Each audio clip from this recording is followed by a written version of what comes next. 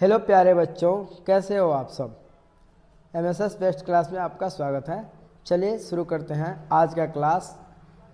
Hindi lesson 2 गद्य खंड 20 के दांत से महत्वपूर्ण प्रश्न जो परीक्षा के दृष्टि से बहुत ही आवश्यक है। शुरू करते हैं। 20 के दांत शीर्षक कहानी के कहानीकार कौन है। तो ए में दिया है मोहन राकेश, बी में दिया है कमलेश्वर, 3 में दिया है प्रेमचंद और 4 में दिया है नलिन बिलोचन शर्मा। तो आपका सही आंसर होगा नलिन बिलोचन शर्मा, डी। चलिए देखते हैं प्रश्न संख्या 2।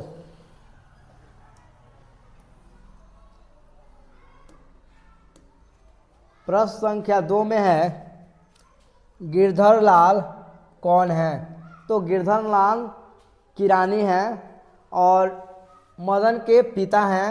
तो देखिए इसमें दिया है कासू के पिता, मदन के पिता, रजनी के पिता, शेफाली के पिता। तो ये आपका ऑप्शन होगा मदन के पिता। गिरधर लाल सेन साहब के किरानी थे। चलिए प्रश्न संख्या 3।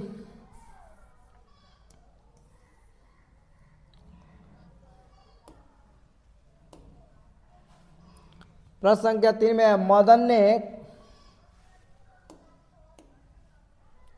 मदन ने कासू के कितने दांत तोड़ डाले। मदन ने कासू के कितने दांत तोड़े थे लट्टू के खेल में। मदन ने लट्टू के खेल में 2 दांत तोड़े थे। किसके? कासू के। तो इसमें 2 ऑप्शन होगा। चलिए आगे चलते हैं। नलिन बिलोचन शर्मा के माताजी का क्या नाम था। नलिन बिलोचन शर्मा के माताजी का क्या नाम था। तो एक में लिखे पद्मावत शर्मा, कलावती शर्मा, रत्नावती शर्मा, इंद्रावती शर्मा। तो इसमें ऑप्शन होगा आपका ऑप्शन सी, रत्नावती शर्मा। चलिए आगे चलते हैं। प्रश्न संख्या 5। प्रश्न संख्या 5 देखेंगे। देखिए सब इम्पोर्टेंट क्वेश्चन है, आप विशेष ध्यान दीजिएगा इसमें। नलिन बिलोचन शर्मा की कहानी में किसके तत्व समग्रता का उभर कर आए हैं। देखिए फिर से पढ़ते हैं। 5 नंबर, नलिन बिलोचन शर्मा के कहानियों में किसका तत्व समग्रता उभर कर आए हैं। तो एक है राजनीतिकता का, मनोवैज्ञानिकता का, सामाजिकता का, इनमें से सभी। तो ये जो है ऑप्शन इसका होगा मनोवैज्ञानिकता का। इम्पोर्टेंट है, बहुत इम्पोर्टेंट है, याद रखिएगा। मनोवैज्ञानिक आधारित एक प्रश्न है, MBBI है, ठीक है। चलिए मनोदशा इसलिए दर्शा रही है कि लिंग भेदभाव इसमें है और दूसरा धन के लिए ऊंच नीच की भावना भी इसमें है, इसीलिए यह मनोदशा पर आधारित है और मनोदशा को उभार को आगे लाती है। प्रश्न संख्या देखेंगे हम 6। मोटर कार को किससे खतरा हो सकता था। लड़कियों को तमीज़ दी गई थी, नौकर चाकर आ नहीं सकते थे और मदन गाड़ी छूने पर भी उसको डांटा जाता था। तो आप जान सकते हैं कि खोखा से, ठीक है, खोखा से। ड्राइवर से नहीं था, मदन से नहीं था, इंजीनियर से नहीं था, याद रखिएगा खोखा से। चलिए आगे चलते हैं हम लोग। प्रश्न संख्या 7। ये भी क्वेश्चन बहुत इंपॉर्टेंट है, कई बार पूछ चुका है। तो देखिए खोखा खोखी किस भाषा का शब्द है। देखिए बहुत लोग इसमें होंगे जो बंगाली जानते होंगे, तो आप तो पता है, लेकिन जिनको नहीं पता वो भी जान जाए कि यह बंगाली शब्द है, यानी बांग्ला का है। कहाँ का है? बांग्ला का शब्द है, ठीक है। आगे चलते हैं 8 नंबर।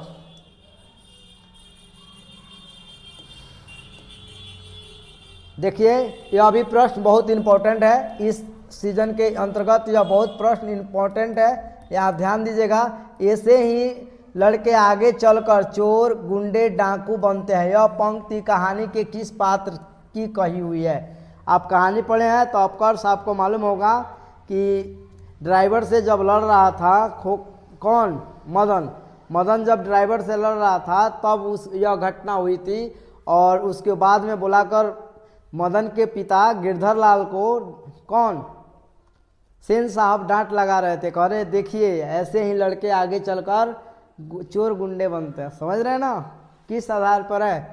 तो यह आप समझ सकते हैं कि यह सेन साहब की है। तो पहले आई है सेन साहब की धर्मपत्नी है। ध्यान दीजिएगा, पढ़िएगा। गिरधर लाल तो होबे नहीं करेगा, गिरधर लाल को तो बोलते सेन साहब का होगा। शुक्र की औकात ही नहीं ये बात बोले।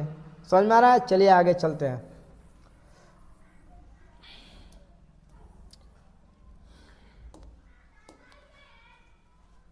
देखिए एक और क्वेश्चन आ गया खोखा खोखी के आधारित। खोखा खोखी का अर्थ क्या होता है? बच्चा बच्ची। खोखा खोखी का अर्थ पढ़े होंगे कहानी में। देखिए बच्चा बच्ची पहले ऑप्शन है। तो चलिए आगे चलते हैं।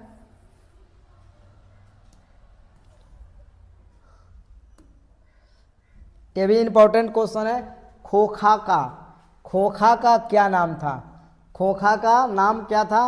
तो खोखा का नाम था कासू। खोखा का नाम था कासू। किसू नहीं था, किसू नहीं था, केसू नहीं था। याद रखिए बहुत इंपॉर्टेंट है, इसमें चेंजिंग होता है, इसीलिए याद रखना। इस वर्ण को देख रहा कासू, उसका नाम था कासू।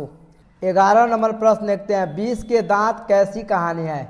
20 के दांत पहले ही बताया गया है। यह कहानी मनोवैज्ञानिक आधारित है, सामाजिक नहीं है, ऐतिहासिक नहीं है, धार्मिक नहीं है, मनोवैज्ञानिक है। यह कहानी मनोवैज्ञानिक है। देखिए एनालिसिस न करने का वजह है कि हम अभी कम समय का वीडियो डाल रहे हैं। आप लोग का अगर सपोर्ट मिलेगा तो हम ज़रूर एनालिसिस कर के लंबा वीडियो डालेंगे।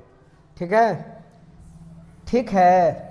सेन साहब अपने पुत्र को क्या बनाना चाहते थे? याद है सेन साहब को? मेरा बेटा अभी बढ़ई से ठुकवा रहे थे तो कह रहे थे मेरा बेटा तो अभी ठोक पीट कर रहा है, यानी क्या बनेगा? इंजीनियर बनेगा। तो इसमें देखिए इंजीनियर बनेगा। इंजीनियर इसमें है, तो इंजीनियर और बिजनेसमैन दोनों बनाना चाहते थे। खुद बिजनेसमैन थे और उसको अपने बेटे को इंजीनियर बनाते थे। वकील तो बनाना ही नहीं चाहते, प्रोफेसर नहीं, डॉक्टर नहीं। समझ में आ गया। आगे चलते हम लोग। मदन अक्सर किसके हाथों पीटता था? तो मदन अपने पिता गिरधर के हाथों पीटता था। तो गिरधर इसमें देखिए तो माता नहीं, सेन साहब नहीं, खोखा नहीं, अक्सर अपने पिता के हाथों पीटता था। नलिन बिलोचन शर्मा के पिता का क्या नाम था? पंडित रामावतार शर्मा। पहले ही मिल गया। तो चलिए आगे चलते हैं। सेन साहब किसे खूब फटकार लगाई? तो सेन साहब ने गिरधर लाल को खूब फटकार लगाई। किसको लगाई जी? गिरधर लाल को। याद रखिएगा। चलिए 20 के दांत कहानी किस वर्ग के अंतर विरोधी को उजागर करती है? 20 के दांत तो देखिए निम्न वर्ग का कहानी। निम्न वर्ग को तो उत्तेजित किया, मध्य वर्ग, उच्च वर्ग के तो थे नहीं, यह मध्य वर्ग के थे। किस वर्ग के थे? यह जो खोखा के पिता और खोखा जो थे कासू, वो मध्य वर्ग के थे। वहीं उन्हीं के आधार पर यह कहानी दी गई है। तो मध्य वर्ग पर आधारित है। तो मध्य वर्ग का 17 नंबर प्रश्न देखेंगे। कासू मदन के साथ किस खेल में शरीक होना चाहता था? किस खेल में? तो लट्टू के खेल में। याद रखिएगा। किस खेल में जी? फुटबॉल के खेल में नहीं, हॉकी के खेल में नहीं, बैडमिंटन के खेल में नहीं, लट्टू के खेल में। किस खेल में? तो लट्टू के खेल में। चलिए आगे चलते हैं। प्रश्न संख्या आपका 18। प्रश्न संख्या 18 में सेन साहब किसे व्यंग से ऐंठ कर रह गए? पत्रकार महोदय से। क्या बोले थे अपने बच्चे को? कुछ भी बनिए, नेक बनेगा। मेरा बच्चा एक इंटेलिजेंट बने, यानी पहले वह कुछ भी वो निर्णय ले, कुछ भी बने, लेकिन एक अच्छा